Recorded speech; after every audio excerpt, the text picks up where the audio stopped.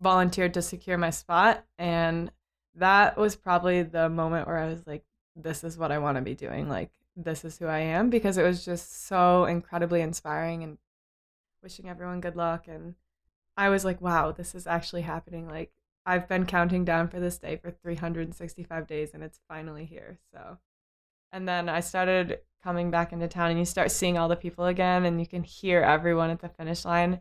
And that's when it sunk in, like, I am like going to do this.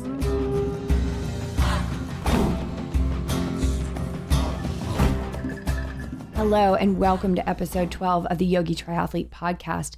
Today, BJ and I bring you a woman we've been connected with for some time through social media, and as of our landing in Lake Placid, have had the pleasure of getting to know in person and now call a friend.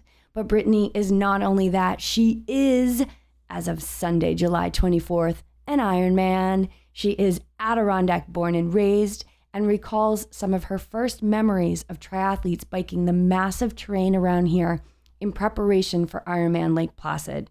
This girl annihilates any bad rap of the millennial generation with her solid work ethic, commitment, and clear discipline. As she trained for Ironman, she also completed her graduate degree in May of this year.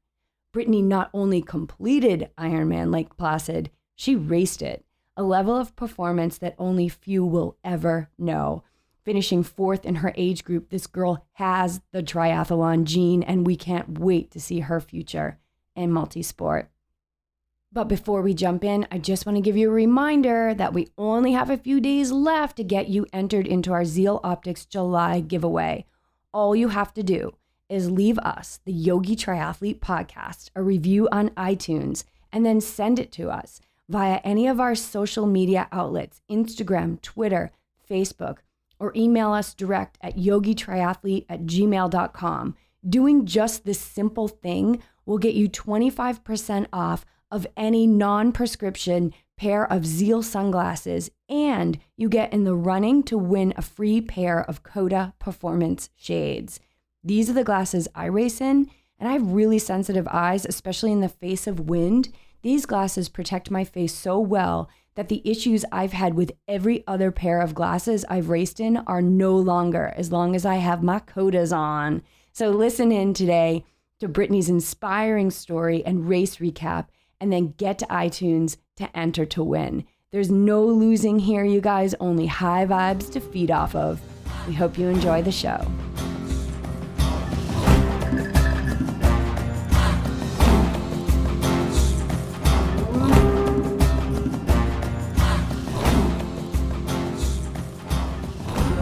I was a little disappointed because I missed the ROKA gift card by 2 seconds, but yeah. That's the first out of the water? Mm-hmm. Yeah, so swimming competitive since third grade, swam all 4 years in college, and then I played softball through high school. Were you ever a cyclist or a runner? Wasn't much into biking, running just for cross training with swimming and softball, but that was about it. I got into running more in college because we did a lot of running for swim. Did you ever get to a point where you were like burnt out on it, or have you always loved swimming? Yeah, actually my senior year, I almost quit halfway through season. 20 hours a week, doing all my practices on my own pretty much. I swam 4 times with the team out of 10 practices a week. Where did you go to college? Nazareth in Rochester. When did you start to get the Ironman bug? Well, growing up, like in high school, my coaches would always be like, any true athlete can do an Ironman, and if you put the time in to train, like you'll do really well. And I was like, maybe it's something I'll consider, and never seriously considered it until 2 years into college. I realized that I only had 2 years left of swimming with a team and doing competitive stuff. And I was like, what am I going to do when I'm done? Even though it was still 2 years out. And I was like, maybe I'll get into triathlons. Let's see how it is. So at that point, I set the goal to do Tinman the end of my senior year of college. And that's a half Ironman. That's around here, isn't it? It's in Tupper Lake. Yep. Okay. I signed up for Tinman for last year, would have been 2015. And I had so much fun doing Tinman that I crossed the finish line and told my dad I was doing Ironman this year. So, what did your training look like? What was a typical week for you? I originally was going to do the 6-month training plan, and I kind of did, but the first probably 3.5 months was really hard because I was in grad school.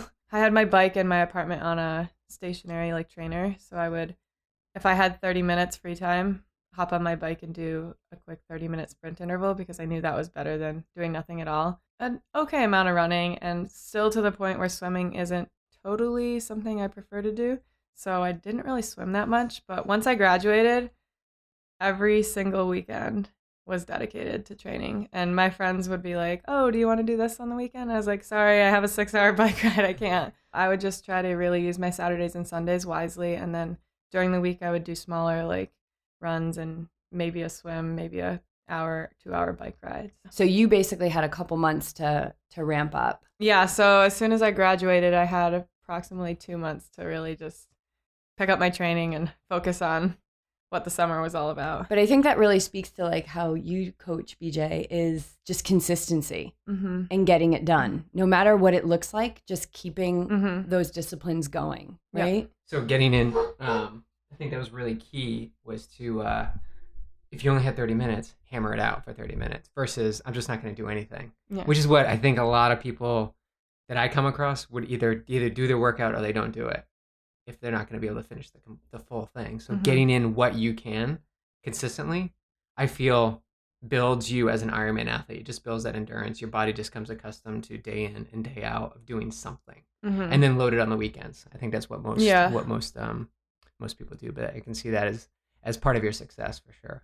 But I think it's a really good example for people who, say, well, I don't have time to do an Ironman. I could never, find the time to do that. But you're never going to find the time. Yeah. You got to look for those windows. And in those windows, you got to be, like you said, be really, really smart about how you spend your time. So you had a couple months and you ramped up. What was your longest flat out run? Probably only 15 miles, I think is what I hit. But I had done a marathon previously, so I knew what the marathon felt like. And I knew that I would be able to push through that. I was more focused on the bike because that was my weakest. I would definitely say I got a lot stronger on the bike though. So nice. And then what was your longest bike? 2 weeks before the race, I rode 118 miles with my other friend that was racing in the pouring rain. And then right after that, we just pretty much cut everything. The weekend before, I did one loop, and then it was pretty much just resting until race day. And then the swim, you were pretty confident on? Yeah, so I actually only swam 12 miles from January 1st until Ironman. So I was pretty confident on that. I would swim when I was up here, but that was about it. What did you do as far as like your eating plan, like in those days leading up to the race? So I did carbo load starting 4 days before, I think it was. Lots of pasta because that's one of my favorite things. I'm a really picky eater too, so. But also I'm really big. I drink Shakeology every morning, so getting my nutrients from that. And then I have this recipe from my friend for buckwheat flour pancakes that are the best. So those are really high, good nutrition. So I was eating those probably every morning for the week before the race. So let's get into race day. Like, what time did you get up? What did you eat? I set my alarm for 3:30, and then I woke up at 3 and I saw that it was 3 and started like worrying that I might sleep through my alarm. So I kind of didn't really sleep from 3 to 3:30 that much. And then did you get a good night's rest the night before, or were you having trouble get to bed? Couldn't really fall asleep. Yeah, most people don't. The night before a race, you don't get too much sleep, especially your first Ironman. Yeah. And what did you have for breakfast that morning? The morning before, I had made the buckwheat flour pancakes, so I had two of those before that I had leftovers, and then my normal shake I had before. And then right before the swim start, I had a Cliff Bar. Tell us about race morning. Tell us about like walking down, and had you experienced the Ironman up close and personal as a spectator or volunteer prior to? Yeah, so I've been coming up for Ironman for a couple of years. Last year I volunteered at the finish line because I knew I wanted to sign up this year, so I volunteered to secure my spot, and that was probably the moment where I was like, this is what I want to be doing. Like, this is who I am, because it was just so incredibly inspiring and kind of life-changing for me. I worked probably 6 p.m. to the midnight shift, so I stayed till the end. And the last hour was my favorite part. It was just awesome watching the last people cross the finish line. It's like nothing you've ever seen. You have to experience it. Yeah.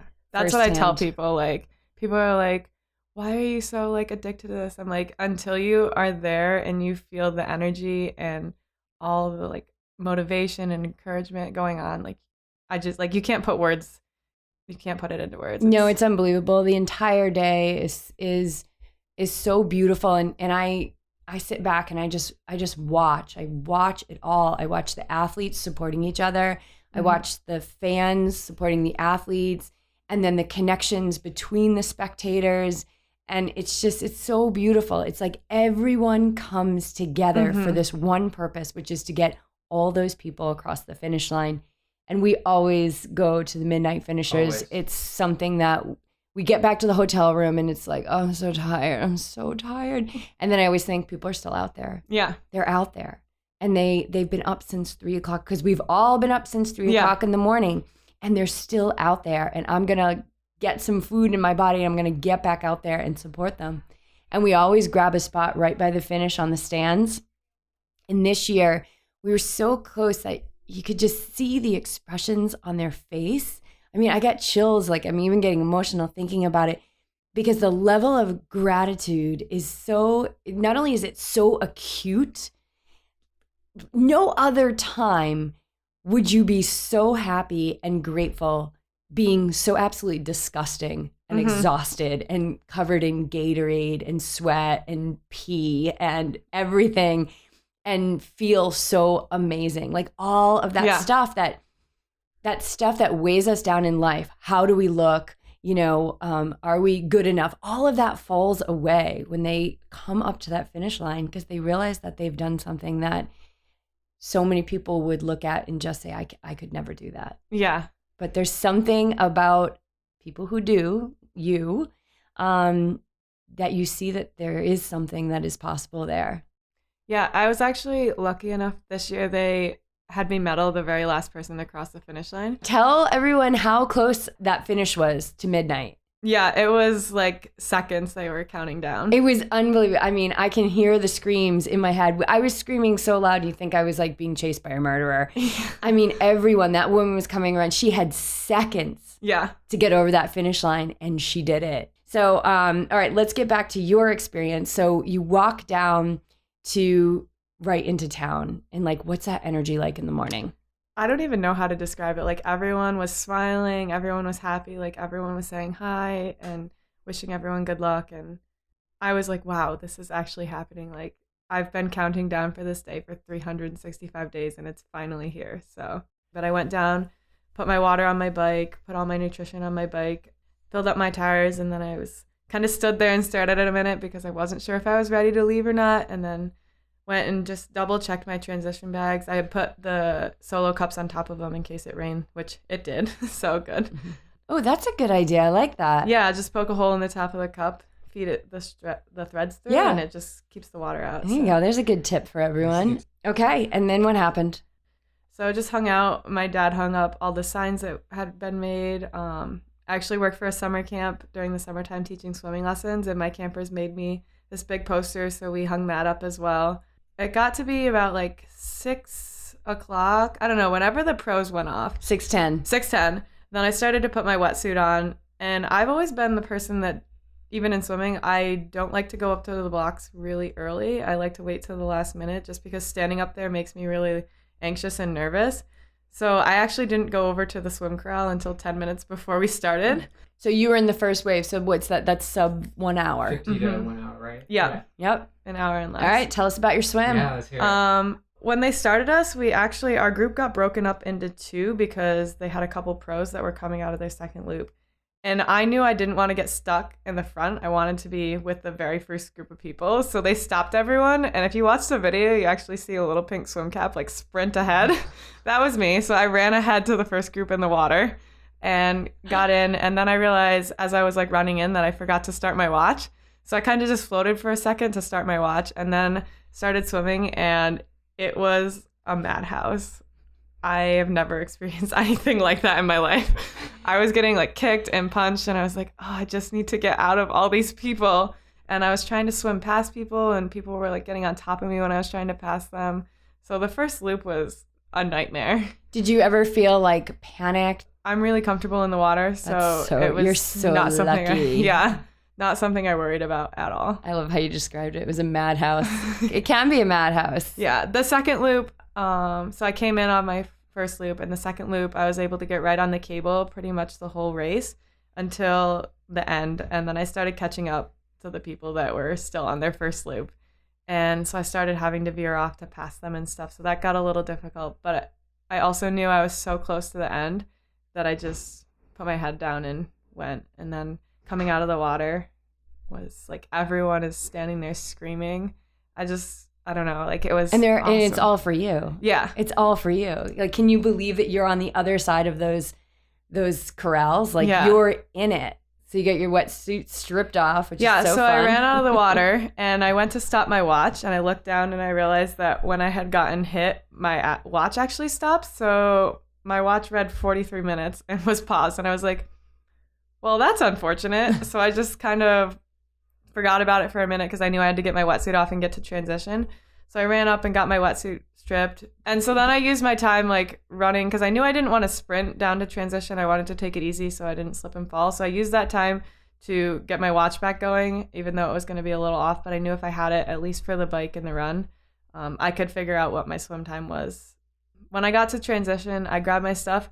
I do wish I had seen some people that put ribbons on their bags. I never thought of that. I wish I would have done that. It was so difficult to find my bag among 2,000 other blue bags, even though I knew which row it was.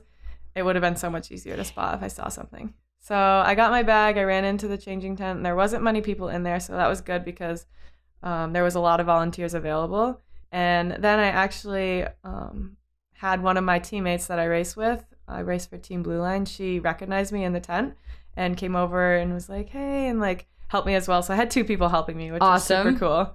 I don't know. I don't really remember transition that much. It was just kind of like flew by. So I'm just looking at your swim split right now. So you swam 1 hour, 57 seconds, and you came out of the water second in your age group. Mm-hmm. So you were 22nd overall for females out of the water, and it looks like 93 overall, male and female, out of how many people did the race? 3,000, something like that. So yeah.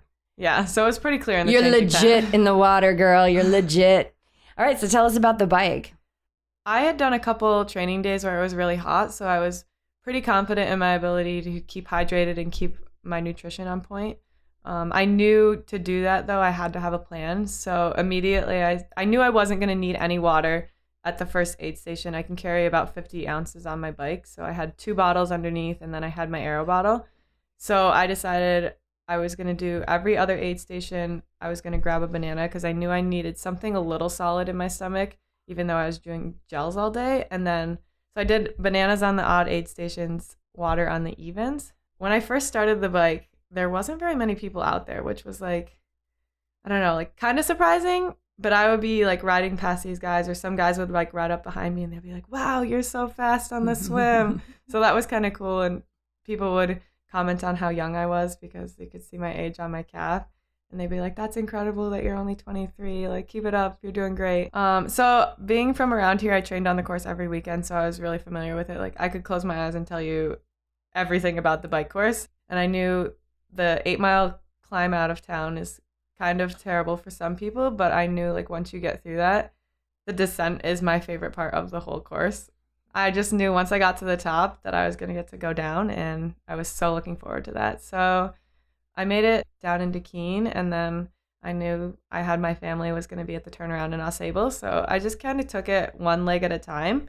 When I did get to the aid station in Jay, though, I realized that I didn't put my chamois butter in my bike special needs bag, and I probably should have, and I was really thinking about how bad I wanted it. So I did recognize one of my friends at the aid station, so I stopped real quick and had her call my dad to try and put it in. He was able to get it in, so... Oh, that's such a key, because you're coming in hot to special needs, and to have something like that is yummy. So when I pulled up to my special needs bag and that volunteer pulled my chamois butter out of my bag, if I wasn't holding my bike, I probably would have just given her like a huge hug because I was so thankful that they let him put that in my bag. This is what I'm talking about when I say that the level of gratitude gets so acute. Yeah, so I got to the turnaround in Ausable, and I knew like I know the first part of the course is the easy part. And so knowing that, I wanted to make sure I kept my cadence really high on the first part, which I did. That's so key to save your legs. Yeah, I had my cadence sensor on my bike. I don't know. It wasn't working. I'm not sure if it was because it rained the night before and it got wet. But it was stuck at 118 and I knew I was not pedaling that fast. So this is the thing that BJ and I talk about a lot is, the data, like, and being able to really be able to feel what your body feels like when it's a high cadence, when you're pushing too hard, so that you can rely on it, because you're a great example. Like, you can't always rely on the data on race day. Yeah. My watch wasn't working at first. My cadence wasn't working. Sometimes I think the universe just starts to put in interference on. Yeah, we become too data reliant. Yeah. You need to sort of feel it. So when I coach a lot of my athletes, I have them use the heart rate or have the watch, but I also will take that away from them. Yeah. Have them go out and train and say I just want you to go on feel. Yeah. Feel just feel that 8-minute pace, or feel that 9-minute pace, or feel to go up the hill out of Placid. So I think that's really key. On your nutrition, so basically you use gels, bananas, and water, or did you have some sort of performance drink? I do the honey stinger gels with caffeine in them, which are super helpful. Bananas from the aid stations. I do water. I can't drink Gatorade. It makes me so sick. So I do the Noon tablets, which are super convenient because I can just put a whole thing in my bike. And then every time I grab water, I just drop one in and it dissolves in 30 seconds, I think. Has electrolytes in it, getting me some salt, I guess. So yeah, we love Noon. We do. Yeah, the Gatorade is it's easy because it's on course, right? And it works. Like, it's, for most people it works. But for those seeking an alternative, healthy, sort of like a cleaner solution, we like Noon ourselves. So, so Noon, bananas, water, honey stinger gels. What was your pattern of taking things in there? 10 minutes, 15 minutes? So for the gels, I during training had always done one every half hour, so I just kept to that plan because I knew it worked. So every half hour I would do a gel, follow it with water. Drinking, I don't really ever have a specific plan for how often I'm going to drink. I don't know. I don't have a problem keeping hydrated. So that's not something I really thought about in terms of that. And then the bananas, I was grabbing one at every other aid station. So definitely practice what you're going to do on race day. So you turn around and I'll say forks and you're heading back into the hard part. And so for you, you're so familiar with the course, but did you have any kind of mental challenge, even knowing you're going into that harder part? I think the hardest 5 miles of the course is when you hit the bed and breakfast, when you first start into the notch, right before Whiteface. I think the next 5 miles, that's the hardest part of the whole course. There's always a headwind in the notch, so I knew that I was expecting that, and it was a little stronger than I had anticipated on race day. And it looks relatively flat, but it's not. It's a lot of climbing up through Whiteface to the High Falls Gorge, and then there's a couple more decent hills after that. We were just having this conversation about this very part last night with our friends that raced. That is such a difficult part right there. I think if I was to say what the most mentally challenging part of the bike was for me, that is definitely it. Every time, even when I'm training, I dread that part of the course every time. But I know once I get through those 5 miles, the rest of the notch is pretty much flat, and I can usually average at least 20 miles per hour through there. So. And the bears are not as scary as they're portrayed. They're not as scary as they're portrayed. And one thing I realized on race day that you don't get on training, once you hit the bears, you can hear everything from town. And that was probably, I almost started crying on the first loop because I was like, oh my gosh, this is actually happening right now. And when you get to Papa Bear, it's like Tour de France. I mean, people are all over the place. Yeah, from the bottom of the hill all the way back into town and then out for the first 2 miles of the bike loop was lined with people on both sides of the road, and everyone was screaming. And so tell us about how that affected you. So I've always been someone that feeds off of the energy of other people. And so as soon as I started hearing them screaming, I just started smiling. And the more you smile, the more they scream. So it's kind of like a give and take kind of thing. That's probably that's right up there with the solo cups on the transition bags. People who are going to be racing for the first time or racing for the 100th time, the more you smile, the louder they're going to scream. Yeah, and it's definitely true. It was so amazing. None of these people know you, but they're all cheering for you. And they're screaming out your bib number because they don't see your name yet because you don't have it on your bike. But they're all coaching you up the hill and telling you you're doing great. So was awesome. And once I got to that point, I was like, wow, am I really done my first loop already? Like, I've already done 56 miles. It definitely didn't seem like it took that long. Seems like you were like so topped off and ready to go for the day. Like you tapered perfectly and everything was starting to align. So how was the second loop? Did you start feeling any fatigue or how was that? Climbing out of town on the second loop was fine. Like, those climbs don't really bother me, even though some people complain about them. They're long, but I've never really had a difficult... And complaining about like the pitch of Mother Nature is kind of a fruitless journey. Yeah. Right. And I always I think I like those climbs because I know at the end, like, there is a descent, and that's my favorite part. So the first half of the second loop went really well. Once I hit the turnaround in El Sable, though, I started to feel like I'm getting like up there in miles, and it was starting to get more painful. And then once I got back to Wilmington, obviously you have to sit up to climb up the hill. And after that, it was just like my body was like, I do not want to be an arrow anymore. It was so difficult. And it was getting hot at this point. Yeah, it was getting really warm. So you say that the descent is your favorite. So what kind of speeds are you hitting on that? My fastest speed pre-race was 47.3, and I hit somewhere in the 48s.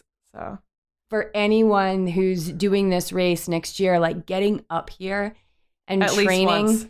Oh my God, it's such a big deal. Yeah. It's so helpful to experience that descent because a lot of people are really, really scared of it. Mm-hmm. But to understand, like, when you're coming down the descent and the water's right there. Yeah, the lakes are on the right, yeah. Yeah, that can be a super windy area there. Yeah, if you hit it at the wrong time, there can be quite a few crosswinds in there. So just going down it at least once before race day and knowing what you're in for is nice. It is, if you're not looking to go too fast, like, it is nice because the first half of it is rolling hills. So you can coast down and then coast back up the hill to kind of slow yourself down a little bit. But. Yeah. But that's not you. No, that's not how you pedal the whole way. That's not how you roll, girl. All right. So coming back up from that second loop, so looking at your bike split, Papa Bear's still lined with people, right? Mm-hmm. So yeah, there's everyone was still there. How is your body feeling at this point? So the climbing through the notch the second time was painful. I pretty much rode up on my handlebars the whole way. I didn't get aero very much just because it wasn't comfortable anymore, and I wanted to still set myself up for a good run, so I knew it wasn't worth the pain and suffering on my run if I was gonna be aero. So I did kind of sacrifice a little bit of time, but I knew it was for the better in the end. And then because you got to look at the big picture. Mm-hmm. Yep. You do. I mean, you got to stay in the moment, but you got to look at the big picture as far as like you still have a marathon to run. Yeah. And did that ever come into your mind, like, how am I going to run a marathon? Or were you pretty confident? I didn't really think about it until there was probably 3 miles left of the notch, and I was riding with this guy, and he's like, wow, this course is really hard. And he'd never rode the course before. And I was like, yeah, like, we're almost done. Like, we have a couple more hills left, but we're getting there. Like, it's not that bad. We're almost done. Like, we have 5 miles left. We just have to get through it. And he's like, and then we still have to run a marathon. And I was like, let's not think about that point right now. Let's just get through the end of the bike, and then we'll think about the marathon. Yeah, exactly. But, good. So you got back into town, ready to get off your bike. Mm-hmm. Yeah, I was so ready. And then when you come, one of the best things about Ironman is like all the little niceties that you get. Like you give your bike away. Yeah. So you like literally roll in, you hop off, and then they're just like, here, let me take that for you. And I was like, okay, thanks. So. And how did you feel coming out of T2? I felt pretty good, like, coming out. I was kind of like, oh, I have to run 26.2 miles now. This is going to be fun. But also there was so much energy again. My sunglasses got sprayed with sunscreen when I was in transition. So I kind of walked out trying to clean my sunglasses off on my jersey, which wasn't helping because it was just soaking wet and already disgusting. I think I made it worse. So I'm like, kind of jogging down the hill looking for anyone that I knew, and I was about to ask a stranger to clean my glasses off for me, and then I saw my dad. Please clean my sunglasses off for me. So I handed off my sunglasses and just hung out there for a minute when they cleaned them, and then it's like, okay, here we go. This is where it all begins. So I have one leg left. Yeah, so tell us about your experience on the run. I'm looking at your bike split right now. So you came in at 6 hours 26 minutes and 29 seconds. Not bad. Yeah. So my goal was to go under 6:30. So. Oh, yeah, you did it. Yeah. And you were third in your age group at this point.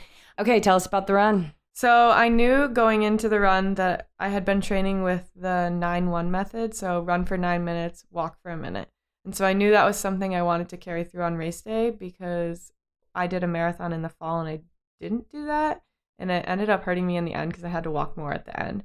So I used that in training. And then I realized once I started the run, there was an aid station every mile. And I knew I wanted to hold between 9 and 10 minute pace for my each mile. So I said, okay, I'm going to walk every aid station and run between every point. So I just kept took it 1 mile at a time. And that's perfect. Yeah. There's your 9-1 right there. Yeah. And it was absolutely perfect. I didn't even really look at my watch the whole time because I just knew it's just about getting each step closer. It's just getting aid station to aid station. That's all you have to do. Yep. Coming out of town, again, there's everyone there. And at this point, you have your bib on. It has your name on it. So all these strangers are now screaming your name. And you're like, wow, this is really cool. It's so cool. It's so cool. And we actually saw you on the run. I was looking for you all day. Yeah, but we actually saw you on the run coming down the big hill. And you were right in front of us. And then you passed. Somebody was running with you, a friend or family member was kind of, I think, walking with you. Yeah, I had a couple of friends. A friend that I had met out in Rochester that races as well, and that was up. And then some friends from high school. And so both loops, I got people running with me for a little bit, which was really cool. The hill is nice to have some people escort you around. Yeah, for sure. So you had your 9-1 plan. Yep. And that was working well for you. You're getting your nutrition in. Yeah. So I'm a huge fan of the orange wedges when I'm running. The natural sugar is, I don't know, something that my body craves, and being on a diet that is mostly fruits and vegetables anyways.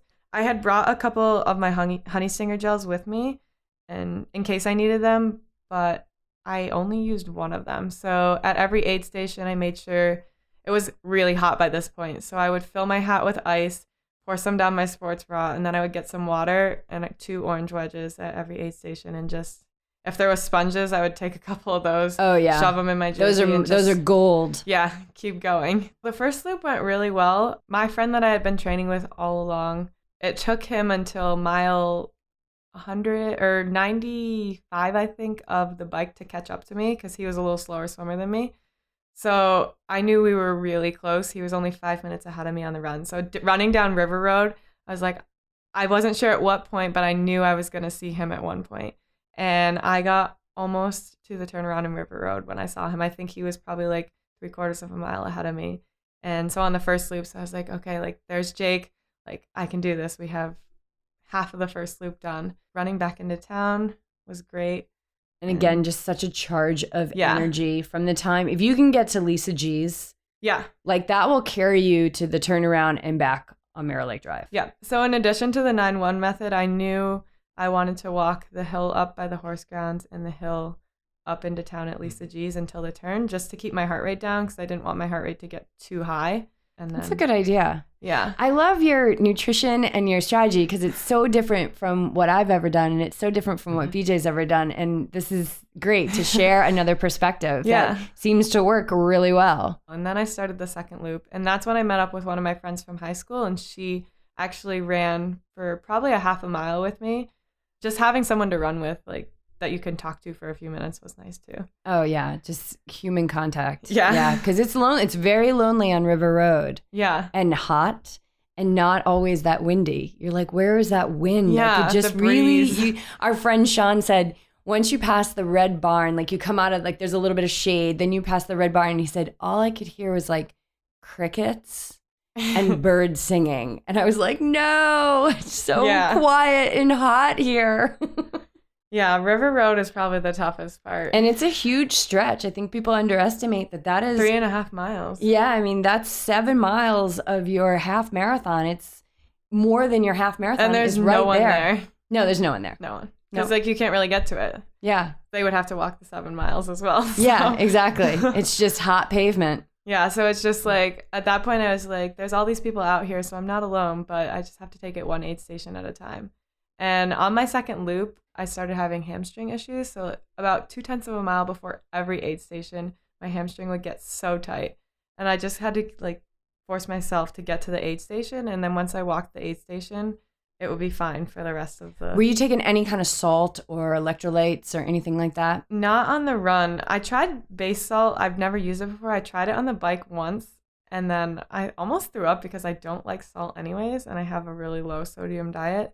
It wasn't really cramping. It was just like really tight. Yeah. So, okay. I know what I'm very familiar with how that feels. I just tried to focus, again, 1 mile at a time, and then by the time I got to the turnaround, I was like, okay. Like I'm almost there. So and when really it's like kind of like that's when it all begins, right? Yeah, they always say the last 10K. Yeah. And so actually probably like a half a mile from the turnaround, I had caught up to my friend Jake. We ran for a little bit together, and then all of a sudden he still hasn't admitted it yet, but I think he was a little worried that I might beat him because he picked up his pace again. And for a split second I considered hanging with him, or at least trying to, and then I was like, no, you just got to race your own race. It's not worth compromising, like, just to hang with him. Yeah, another big piece of wisdom right there. Yeah, that's a nugget. I'd say that's huge because your ego wants you to go. Yeah, like I wanted to stay with him so bad, but the strategy, and that's not going to set you up for your successful race.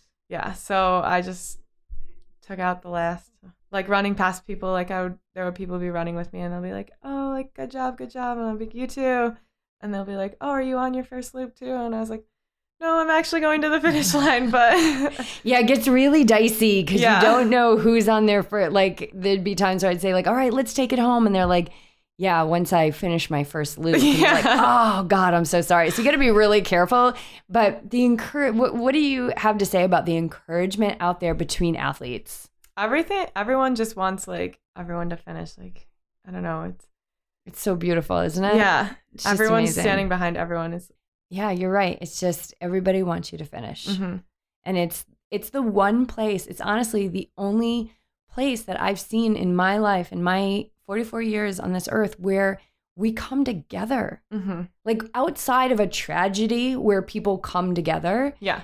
I haven't seen it anywhere else. I mean, even in yoga, I haven't seen it as much as I have seen it at an Ironman, you know, and I'm sure it exists at, you know, ultra running and things like that. But this place where we ask so much of ourselves physically and mentally that we have to go beyond. And like when we go beyond, that's when we dial into who we truly are, which is just like we are supportive of everyone. It's not about I'm better than you or I'm less than you. It's like, let's all do this and get to the finish. And what can I do for you to get you there? You know, and it's just, it can be as simple as, you know, awesome job. And so was it just your hamstring? Did you have anything else going on? Any feet issues? Because it was hot. That pavement was hot. My feet were like fine the whole time. There's always this. So 2 years ago, I had a running injury. I spent 6 weeks in a walking boot because I had severe tendonitis. And there's always the thought in the back of my mind, like, what if my foot starts hurting again? What if that starts coming back? That I'm like kind of paranoid about because it sidelined me from running for a year. But knock on wood, I haven't had an issue since. So I was pretty good. The one thing weird that did happen to me, which I never thought would be possible, about between 5 and 6 miles from the finish line, I started doing one of those things where you start like dozing off when you're like reading a book, but I was doing it when I was running, and all of a sudden I was like, oh my gosh, like I need caffeine. So I popped 2 gels in and I was instantly better, but I started running again. I was like, did that really just happen? Yeah, you're just so tired. Yeah. Your body's so fatigued. Did you ever take Coke at any point?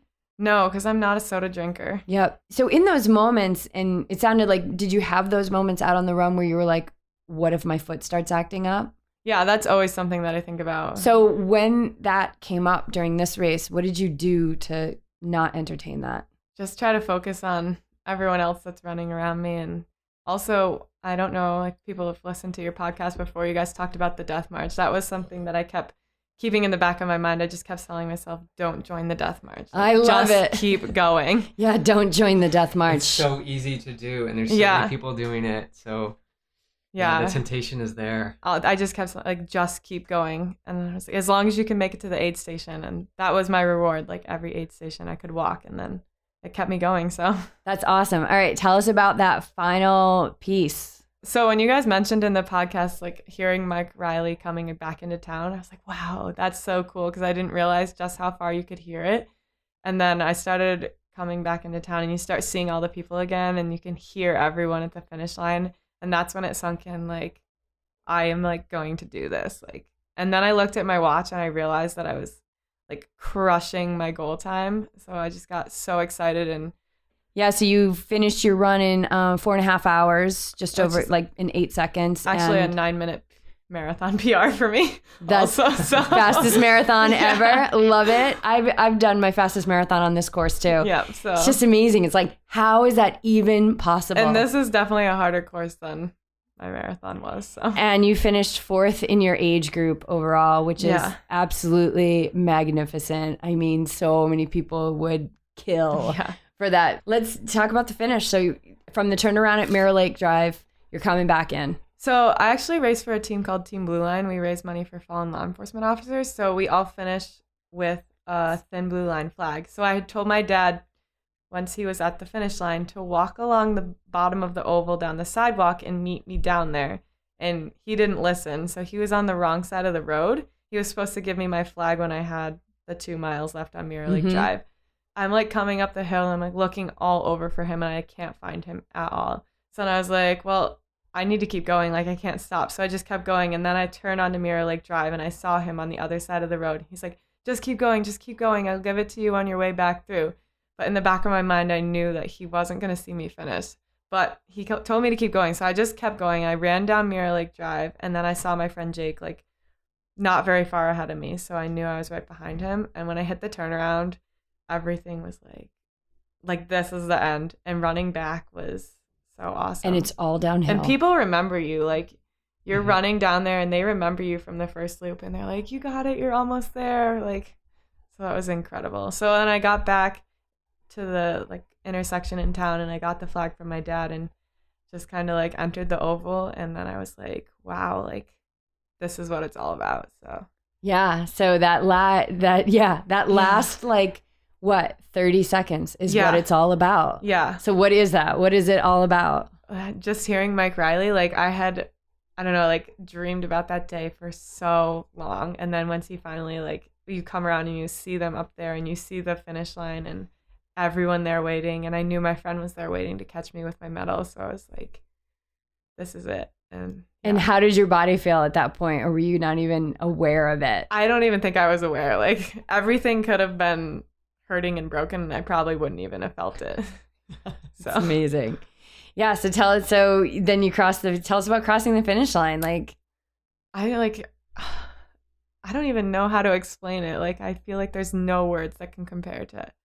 Like, it's better than Christmas. That's what I keep telling people. Like, it's so amazing. It's one of the best days of your life. Would you agree? Yes, it's definitely the best day of my life so far. That's amazing. You did amazing. Your final time was 12:11, I think. Like 12:11, 12:10, something like that. 12:10. Oh, 12:10. Let's give you fair due. Yeah, 12:10:40. Unbelievable. So you have a really cool quote on your Instagram profile. Set the bar high and don't stop until you get there. Yeah, that's kind of been my motto all through swimming, because people always tell me I set really hard goals, but my philosophy is if you don't set a goal that's going to make you work hard, what's the point in setting a goal at all? So that's kind of something that's always been my personal motto. Like, I'm going to set the bar high and keep going until I reach that goal. And what would you say to somebody who, is listening to this or was spectating on Sunday? And you can't walk away from this race without feeling inspired, but maybe they don't think they can do it, or in any kind of context of somebody wanting something or feeling passionate about something, but not thinking that they can do it. What would you say to them? Just take it one step at a time. Like, start at the bottom and just keep working until, like, maybe you can run a mile right now. So run a mile and then eventually you'll get to 2, and then you just keep going until you get to where you want to be. And once you get there, it's the most amazing feeling ever.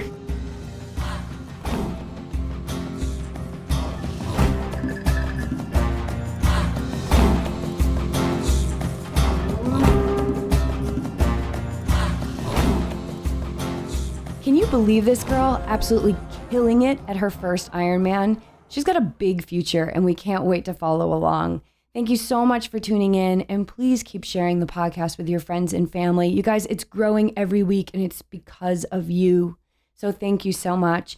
Keep sending us your feedback and questions for upcoming shows, specifically in regards to plant-based nutrition. We'll be recording an episode within the next week or so addressing questions we already have on thriving on a plant-based diet.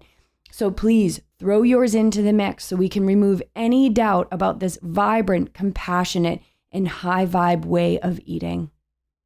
Namaste. And don't forget, ride the high vibe.